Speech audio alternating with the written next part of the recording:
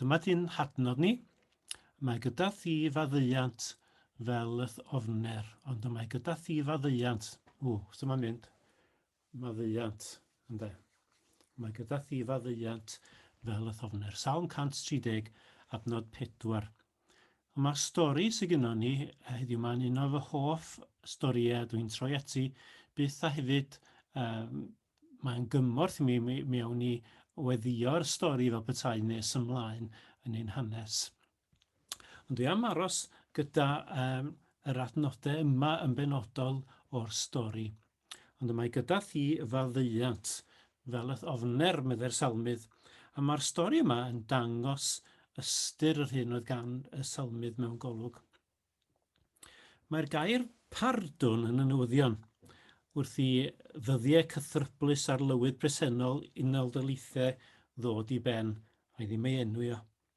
Llawer o ddyfalu a disgwyl iddo weithredu y pardwn arlywyddol i'w gyfeillion a efallai i deulu ei gefnogwyr a tybed iddo ei hun.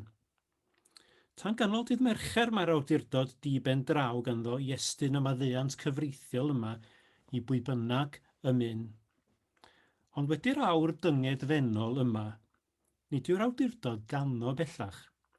Mae o'n symud i'w olynydd. Dim ond yr arlywydd sy'n medru estyn y pardwn yma, neb arall.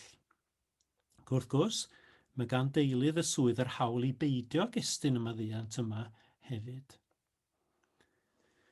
Mae'r sefyllfa rhyfedd ac amserol yma yn gymorth i ni ddeall beth sy'n digwydd yn ein stori ni heddiw. Un sy'n ganddo yr hawl a'r awdurdod i faddau. Oherwydd gymaint y sôn am ffrindiau a'i ffydd yn y stori rhyfeddol yma, mae'r cyfan yn troi o gwmpas pwy sydd ar awdurdod i faddau. Pwy ydy'r dyn yma sydd o'i blaenau nhw yn cynnig maddeuant i'r claf. Da ni wedi clywed yr hanes gymaint o weithiau dydan, ac o'n i'n meddwl falle fysa ni cael y stori ar ffurf plant hefyd i'n cynorthwyo ni i weld beth sydd yn mynd ymlaen. Mae Marc a Mathew yn deud fod y tŷ yn llawn i'w hymylon hyd yn oed at y drws. Wel, tra oedd Iesu'n dysgu nid dyddiau Zoom o'r rhain ac i, doedd na ddim pellterau ymbellhau cymdeithasol na closio a chlosio nes bod na ddim lle i'r 4 cyfaill yma i fynd i mewn at Iesu gyda'i ffrind. Mae'r gair amdano am Iesu ei fod yn iachau cleifion wedi mynd ar led, a phobl yn awyddus i glywed yr hyn sydd ganddo i'w ddweud. Fe welwn ni o'r Efengylau nad oes modd gwahanu'r hyn y mae Iesu'n ei ddweud oddi wrth yr hyn mae o'n ei wneud. Does dim modd gwahanu'r hyn a ddywed Iesu oddi wrth yr hyn a wnaeth. Roedd ei hystyr yn plethu i'w gilydd ac yn adeiladu at y darlun cyflawn o bwy yw Iesu a beth y daeth i'w gyflawni. Ac eto mae ambell i brofiad fel yn y stori yma lle mae'r ystyr a'r geiriau a'r wrth yn dod yn gliriach falle nad ydy'r ystyr llawn ddim yn gwawrio ar yr rhai sy'n bresennol nes bod nhw'n edrych yn ôl. Mae'r cyfuniad yma rhwng y wrth a'r hyn mae Iesu'n ei ddweud yn amlwg iawn yn yr hanes. Mae yna ar un wedd agwedd stori gwyrth iddi, ond wrth gwrs mae'n wyrth sy'n dysgu gwers rhyfeddol.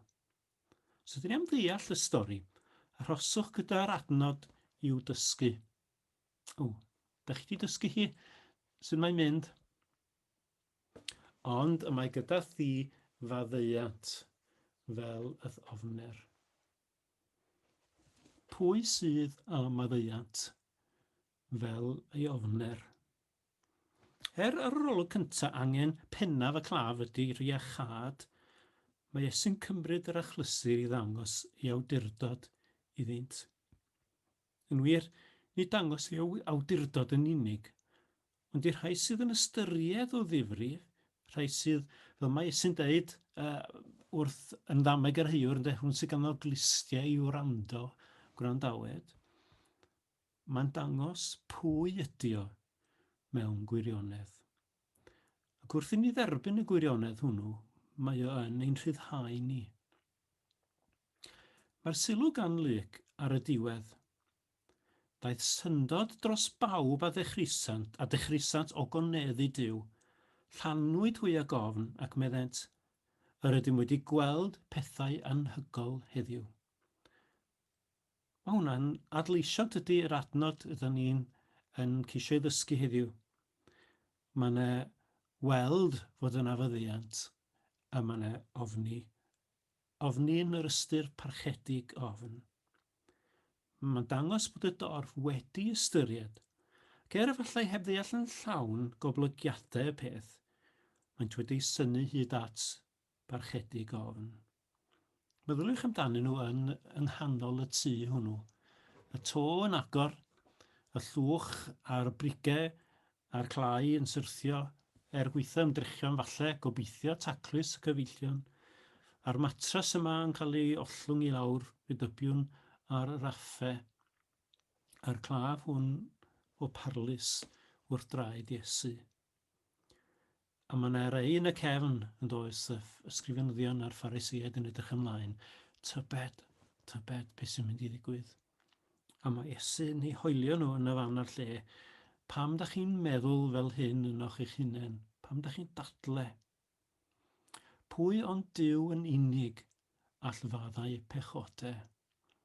Dyna ydy'r gwirionedd diwinyddol sydd gyda nhw. A mae'n gwbl glir. Pwy ond Duw yn unig all faddau pechodau? A mae Iesu'n deud wrth y gŵr, mae dy bechodau wedi maddau i ti. Mae'n ddadl, mae'n ffrau yn mynd i fod fan hyn yn does. Ond mae Iesu'n cymryd rachlysur i ddangos. Mae ganddo fo mae'r awdurdod. A mae'r wrth yn brawf o'r awdurdod. Nid dewis un neu'r llall ydy o, mae'r ddau yn gweithio gyda'i gilydd. Tasa gan Iesu ddim yr awdurdod i faddau, fydda'r gŵr yma ddim wedi ei achau. Dyna pam bod o'n dweud, mwyn i chi wybod fod gan fab y dyn awdurdod ar y ddeiar i faddau pechodau. Cod, cymed y wely, a dos adre. Mae'r wrth yn brawf o'r gwirionedd. A mae'n codi ac yn dangos yn ddigamsyniol o gan Iesu'r awdurdod i faddau iddo. A fel gwelwn ni, daeth syndod dros bawb a dechrisant ogoneddu Duw. Mae'r cyfan yn troi ar y sylw yma. Pwy ond Duw all faddau pechodau?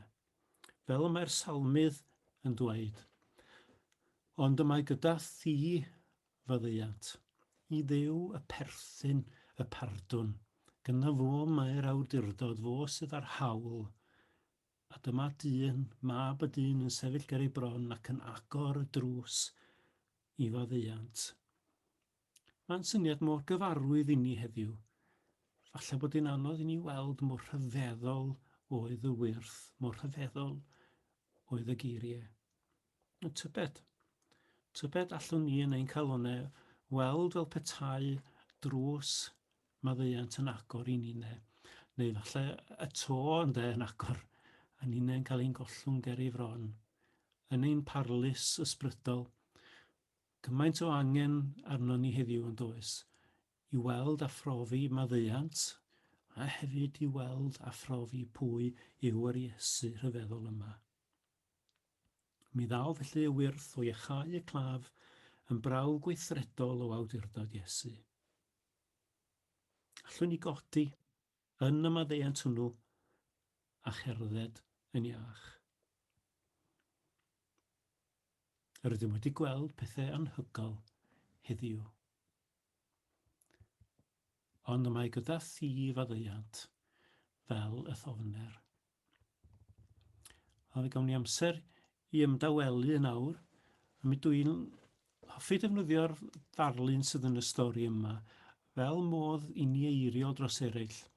Rhai egwyddon ni amdanyn nhw yn ein cymdogaeth, ein caredigion, rhai o gwyddon ni amdanyn nhw gyda ni'n poeni amdanyn nhw. Allen ni fod yn rhai sydd yn eu cludo nhw ac yn eu gostwng nhw o flaen Iesu. Dewch ni gael amser i ymdawelu a dwy'n ein cyfeillion ger ei fron. A fe gallwn ni hefyd gyffesu'n dawel bach i ni'n hunain o flaen yr arglwydd, ein pechodau, a derbyn ei faddeuant. Dewch ni ymdawelu. Arglwydd Iesu, dydy o'n bosib i ni fod gyda'n gilydd fel yn yr hanes yma ac yn gymaint o dyrfa nad oes am lle i myned i mewn. Ond gyda'n gilydd ydyn ni yn closio atat. A mi ydyn ni yn yr ysbryd yn diolch fod yna i ni groeso. Ac ydyn ni'n manteisio ar y cyfle nawr Arglwydd i ddwy'n ger dy fron y rhai ydyn ni'n bryderus amdanyn nhw, y rhai sydd gennym ni gofal amdanyn nhw ac y carwn ni eu henwi ger dy fron. Ac ydyn ni yn ffigurol Arglwydd yn yr ysbryd yn ei gollwng nhw wrth dy draed. Wyddon ni ddim beth yw ei hangen yn llawn, ond wyddon ni mae ger dy fron di yma'r ateb. Dyrod o fendith iddynt. Dywed y geiriau a balm o geiliad sydd ei hangen arnynt. Dyro nerth, dyro iachad, dyro faddeuant. Ac ydy ninnau hefyd Arglwydd ger dy fron yn cyffesu'n hangen amdanat. Dyn ni angen cyffyrddiad nefol. Dyn ni angen agor ein llygau i diweled yr Iesu. Dyn ni angen dy faddeuant. Dyn ni'n cyffesu felly Arglwydd i ni syrthio'n fyr, i ni fod yn glaf o'r parlus yn ysbrydol, a bod angen dy faddeuant arno. Ac ydyn ni'n cyffesu mae gyda thi y mae maddeuant fel y ofner.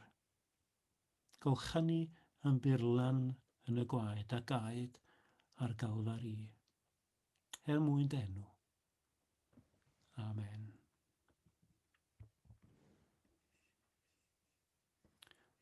Wel, gawn ni adrodd y fendith a'n gilydd. Gras ein harglwydd Iesu Grist a chariad Duw a chymdeithas yr ysbryd glân fyddo gyda ni oll, o'r awr hon, hyd byth. Amen.